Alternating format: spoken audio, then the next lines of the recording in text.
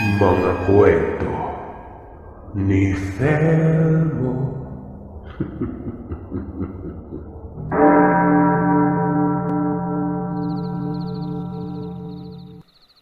Ako po si Gabriel, mula sa bahaging Kabisayaan. Nagbaka sakali ako magbahagi ng aking karanasan dahil inspirasyon ko na rin ang makinig sa iba't ibang kwentong kababalagan na isinasalaysay ng mga sender mo. Hindi ko makakalimutan. Dekada 80. Kasagsagan noon ang aking pagbibinata. Payak at masaya ang aming pamumuhay. Kahit na mangingisda ang aking ama, tindera naman ang mga kakaninang nanay ko. Hindi hadlang ang kahirapan noon para makapagsumikap ako sa pag-aaral. Mahilig ako makipagkaibigan pero hindi ko naman pinababayaan ang aking pag-aaral. Para sa akin, ang makapagtapos sa pag-aaral ang tanging maipagmamalaki ko sa sarili. Noong mga panahon na yon ay nakita ko ang mga pisikal na pagbabago sa aking kanyuan. Dati-rati ay napakaitim ko. Pero noong umabot na ako sa pagbibinata ay medyo pumusyaw ang kulay ng aking balat. Lumago na rin ang boses ko noon. Mahilig akong ereto na mga kabarkada ko sa mga kakilala nilang kadalagahan. At kung minsan pa nga ay pinipilit pa nila akong manligaw kahit wala akong laukas ng loob na makipagkilala sa mga babae. Sila ang mahilig sa magagandang babae samantalang ako naman ay walang interes sa panlabas na anyo. At hindi ko pa noon nakikita ang sarili ko sa isang relasyon. Isang gabi, niyaya ako ng aking 3 kaibigan na dumalo sa sayawan sa kabilang barangay. Mangyaring pista nun. Maraming dayong magagandang kadalagahan. Kaya naman talagang nasasabik silang makahanap na mabibingwit na mga babae nun. Pinaunlakan ko naman ang mga kaibigan ko pero mahigpit akong binilinan ng mga magulang ko na huwag papaabot ng hating gabi. At kung maaari ay sumakay sa jeep o tricycle na posibleng maaabutan namin sa kalsada. Nag-aalala ang mga magulang ko dahil napakaraming dayuhan sa kabilang barangay. At nababahala sila na maaaring may masamang mangyari, lalo pat mga hindi namin kakilala ang ilang mga residente doon. Medyo strikto ang tatay ko samantalang bungangera naman ang nanay ko kaya naman ganoon na lamang ang takot ko sa kanila. Kaya madalas akong tinutokso ng mga kaibigan ko na madalas akong nagtatago sa palda ng nanay ko. Paliwanag ko naman sa kanila na lumaki akong masunurin. Kaya hindi ko na lamang sila pinapansin sa tuwing tinutokso nila ako noon. Noong makarating kami sa kabilang barangay at pagkatapos naming makababa sa jeep, ay marami kaming nakasalubong na mga taong hindi pamilyar sa amin ang mga pagmumuka. Hindi pa ako komportable dahil may nakasalubong kaming grupo ng mga kalalakihan na hubad at masasama ang tingin sa amin. Inakala namin mga lasinggero sila na mukhang mga wala sa sarili. Pero base sa matuwid nilang paglalakad, ay tila nagkakamali kami ng hinala nun. Ayaw namin ng gulo, kaya naman minabuti naming hindi sila pagpapansinin at nagpatuloy na lamang kami sa paglalakad.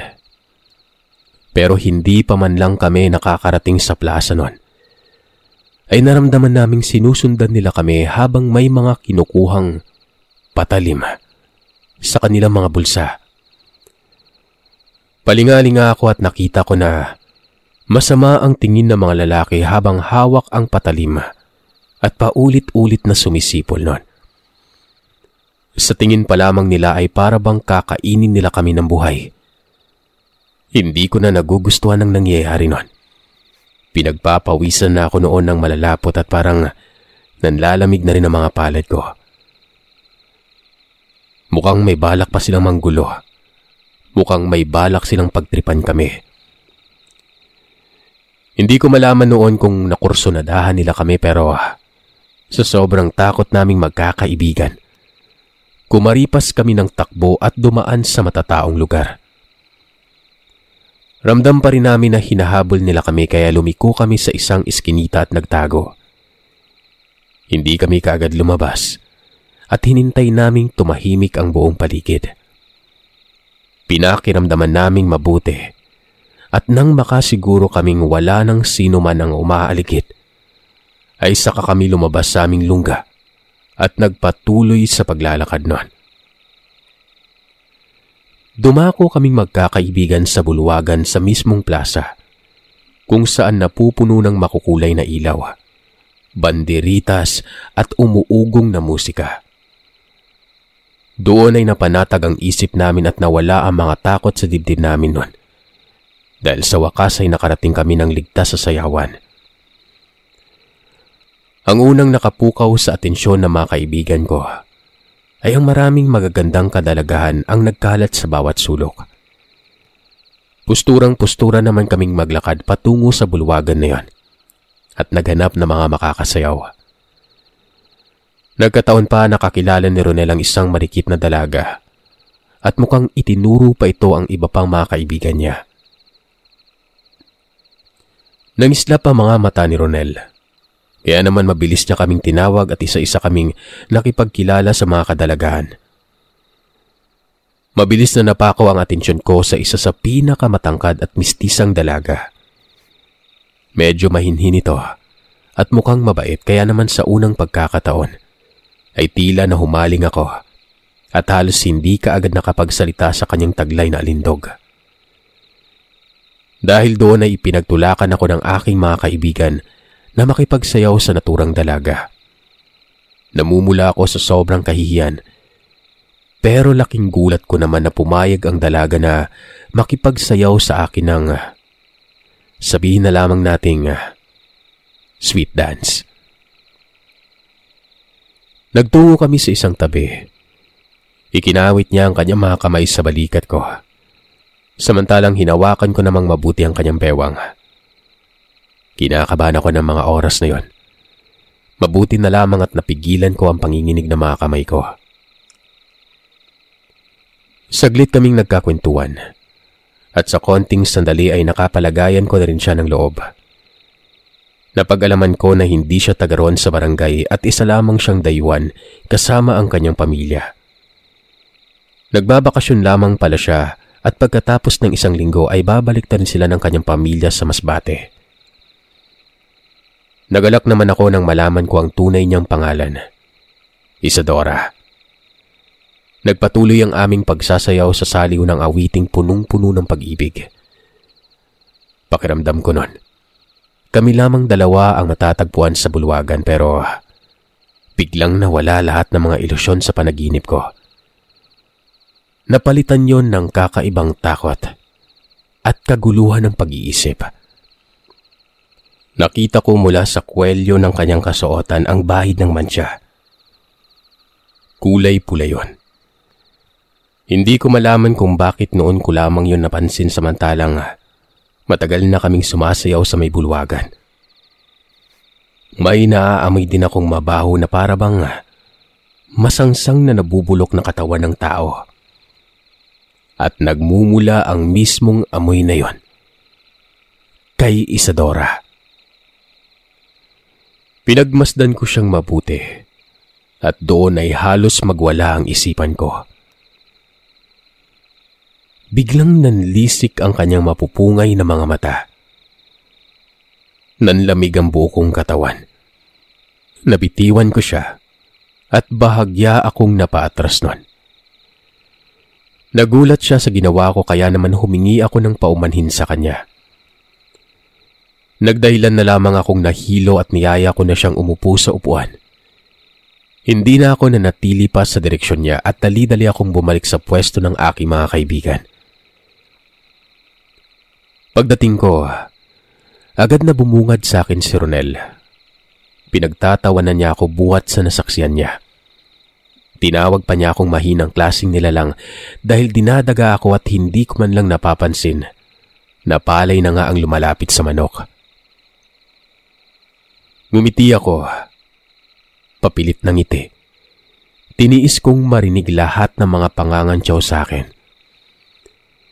Hindi na lang ako nagpahalata sa mga kaibigan ko na may kakaiba akong naramdaman kay Isadora. O baka namamalikmata lamang ako. Paglingon ko sa gawing bulwagan, nahagip ng aking paningin ang papalapit na dalaga. Kinabahan na naman ako dahil lumapit sa akin si Isadora, kasama ang kanyang mga kaibigan. Tinanong nila kaming magkakaibigan kung magtatagal kaming sasayaw nun. Nanigurado na muna ako sa mga nakita ko at napansin ko na normal naman tingnan si Isadora. Kaya naman naisip ko na baka namamalikmata lamang ako. Nakahinga ako ng maayos pero hindi pa rin talaga maalis sa isip ko ang nakita ko kanina. Ako na mismo ang sumagot sa katanungan niya at nabanggit ko na hindi kami magtatagal. Uuwi na rin kami sa kabilang barangay dahil siguradong mag-aalala ang mga magulang namin. Ang buong akala ko ay doon na matatapos ang usapan namin pero lalo pang nagpakita ng interes sa mga kaibigan ko sa mga babae. Nag-alok sila na ihahatid ang mga dalaga sa mga bahay nito para malaman kung saan sila nakatira. Napangiti si Isadora at mukhang interesado siya sa akin pero hindi pa rin ako nagpapahalata sa takot ko nun. Pilit akong ngumiti at itinago ang pagkailang ko sa kanya. Ayoko na sanang sumama sa mga kaibigan ko pero ayoko namang pag-isipan nila ako ng kung ano. Nagtatalo ang isip ko noon kung sasabihin ko ba sa kanilang nakita ko o hindi. Dahil baka hindi nila ako paniwalaan. Nagumpisa kaming umalis sa sayawan at kasabay naming naglakad ang mga kababaihan sa pangunguna ni Isadora. Panay pa rin ang paglingon niya sa akin at sa mga pagkakataong yon. Medyo tumatalim na ang bawat sulyap niya na para bang ayaw niyang makawala ko sa paningin niya. Hindi na maganda ang nararamdaman ko. Dumaan kami sa masukal na daan kung saan medyo kukonti na mga daraanan namin mga poste ng ilaw. Kinakabahan na ako noon. Pilit akong sinisigawan ng konsensya ko na tumakbo ng mabilis at magtago dahil lumalalim na ang gabi noon. Para bang sinasabihan ako na wag nang tumuloy. Hindi na ako makatiis. Hanggang sa makarating kami sa isang madilim na bahagi kung saan konting liwanag na lamang ang nasisilayan naming buhat sa kalangitan. Doon na ako nagumpisang magtanong kay Isadora kung bakit kami dumadaan sa lugar na yon. Paliwanag niya. Ang daang tinatahak namin ang daan patungo sa kanilang bahay pero ewan ko, parang hindi ako naniniwala sa sinabi niya. Walang ano-ano. Biglang huminto sa paglalakad si Isadora kasama ng kanyang mga kaibigan. Tumigil sila nun. Ganun na lamang ang pagtitig sa akin ni Isadora. Hindi pa noon natatagalan. Biglang may bumulagang mga kalalakihan sa aming harapan. Naglalangis ang kanilang mga hubad na katawan. Bumuhaghag ang makakapal nila mga buhok.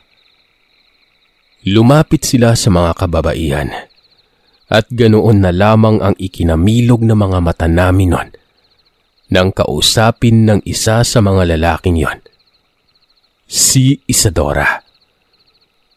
Binati nito si Isadora bilang kapatid at hangang-hanga siya sa angking karisma nito na maisama kami sa may madilim na bahagi para maging pagkain nun.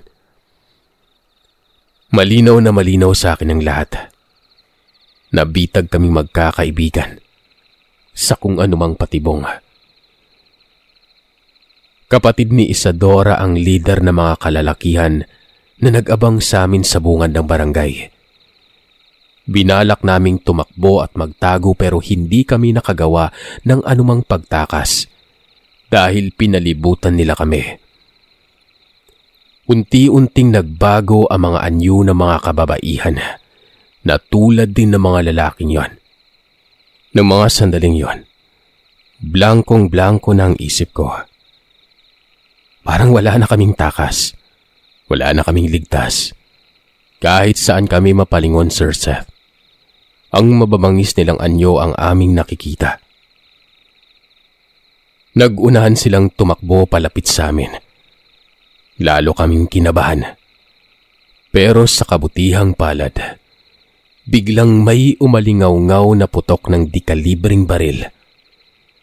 Naalarma kaming lahat at lahat kami ay napalingon sa paligid nun. Nagpatuloy ang sunod-sunod na putok hanggang sa may tinamaan sa mga humahabol sa amin. Mabilis itong bumagsak sa lupa at dahil doon ay nagkagulo ang lahat. Galit na umangil ang mga ito at hinahanap ang pinanggagalingan ng putok na yon. Yumuko kami magkakaibigan sa takot na baka matamaan kami ng ligaw na bala. Umatras sa mga nilalang. Binuhat ang tinamaang kasama. Bahagyang lumayo sa aming direksyon hanggang sa may lumitaw sa bahaging kakahuyan. Hindi kami makakilos mula sa aming kinasasadlakan habang pinagmamasdan namin ang isang bulto ng mga taong lumalabas mula sa pinagkublian. Ang iba sa kanila ay may hawak na baril nun. Lalong nanggalaiti ang mga nilalang. Hindi nila magawang makakilos o makaatake man lamang sa lalaki at sa mga tao. Lalo pat nag-uusap ito sa isang malalim at nakakapangilabot na tinig. Nagpakilala ito at kamuntik na ako mahimatay nang malaman ko na si Tio Andoy ang naturang matandang lalaki na yon na may kasamang iba pang kalalakihan. Pinagsisigawan niya ang mga nilalang na kung hindi kami hahayaang makalabas sa barangay ay siguradong tutuluyan niyang ubusin silang lahat. Mabilis namang tumugon ang mga nilalang. Hinayaan nila kaming makatakbo patungo sa tiyuhin ko. Paglapit ko sa kanya, sinapok niya ako sa ulo bago minura ng makailang beses. Pagkatapos noon ay nagmadali na kaming tumakbo palabas ng madilim na kakahuyan.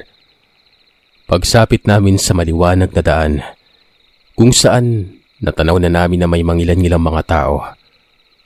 Saka nagsabi sa akin ni Tio Andoy kung paano siya nakarating doon. Pinasundan pala ako ng tatay ko dahil wala siyang tiwala na uuwi ako kaagad dahil mahilig sa kasiyahan ng mga kaibigan ko noon. Kaya naman nung mapansin ni Tio Andoy na dumaan kami sa may masukal na daan, kinutuban siya na posibleng may kung anong mangyaring hindi maganda sa amin. Kaya naman hindi siya tumigil sa pagsunod sa amin kasama ng ibang mga kalalakihan nun. Hanggang sa malaman niya na tinatambangan na pala kami ng iba pang mga kasabwat ng mga kababaihan. Nagpatuloy ang pagsasalaysay ni Tio Andoy habang pauwi kami noon. Inabot kami ng kulang-kulang 1 oras bago kami nakabalik sa aming barangay. Inihatid pa namin ni Tio Andoy ang mga kaibigan ko bago ako dinala sa aming bahay. Napangaralan pa ako ng tatay ko. Hiyang-hiya ako sa sarili ko noon. Nagpadala ako sa pisikal na kagandahan ng isang babae na hindi ko man lamang napansin kaagad ang masama niyang balak sa amin. Pinagsisihan ko ang nangyari noon. Sinikap naming gumawa ng tama ng mga kaibigan ko. Itinuon na lamang namin ang aming atensyon sa pag-aaral at kapaki-pakinabang ng mga bagay. Hindi na muna kami nagtangkang manligaw o bumalik sa kabilang barangay tuwing araw ng pista o sumasapit ang araw ng sayawan. Buong akala ko, sa paglipas ng taon, ay hindi ko na mararanasan ang nakakapangilabot na bagay na nangyari noon. Pero hindi pa pala yun natatapos sa unang engkwentro. Nagbakasyon ako sa aming bayan. Nagkasama-sama na naman kaming magkakaibigan. Nahilig kami sa paglalaro ng basketball at napansin ko na rin ang pag-unlad nun ng lugar namin. Hindi na rin katulad noong una na pupuno ng napakaraming hiwaga at kababalagan. Pero may mangilan-ngilan pa rin kwento at usapan. Partikular na sa mga aswang. Isang araw ay nagkayayaan kami magkaibigang magtungo sa kabilang barangay para makipaglaro sa kaibigan ni Ronel. Nung una ay medyo mabigat ang pakiramdam ko at talagang ayoko nang bumalik sa kabilang barangay na yon, pero ipinaliwanag naman sa akin ng mga kaibigan ko na malaki na rin ang ipinagbago ng lugar na yon, buhat nang mag-aral kami sa kolehiyo. Ayoko pa sanang maniwala, pero sa dami ng mga sinabi nilang patunay sa akin ay nabilog na naman nilang ulo ko. Katanghalian noon, nagmagtungo kami sa kabilang barangay. Nakipagkilala kami sa kaibigan ni Ronel. Damian ang pangalan nito at kasama pa niya ang kanyang mga kaibigang mahilig ding maglaro ng basketball. Sa hindi ko inaasahang pangyayari, ay nakita ko ang isa nilang kasamaan na mukhang pamilyar sa akin, pero hindi ko maalala kung saan ko siya nakita. Hindi ko na hinalukay yun sa memorya ko at nagumpisa na kami maglaro. Tumagal ng ilang oras ang aming pakikipaglaro ng basketball hanggang sa sumapit ang huling round at ang kupunan namin ang nanalo. Napiko ng isa sa kanila at hindi matanggap ang pagkatalo, kaya naman inumbayan niya ng suntok sa mukha ang kaibigan ko na yon. Hindi kami nagpatalo ng kaibigan ko. Ginantihan pa niya ng suntok ang lalaki hanggang sa kamuntik nang magkaroon ng rambulan. Hindi ko inaasahang ang tagpong yon, lalo pat nang mapansin ko na kasabay ng pagtatakip silim. Bigla na lamang parang may umiba sa anyo ng isa sa mga binatang kalaro namin. Tila ba humaba at tumulis ang kanyang mga ipin. Inawat ni Damian ang mga kasamahan niya. Pinakiusapan na hayaan na kaming makaalis ng barangay.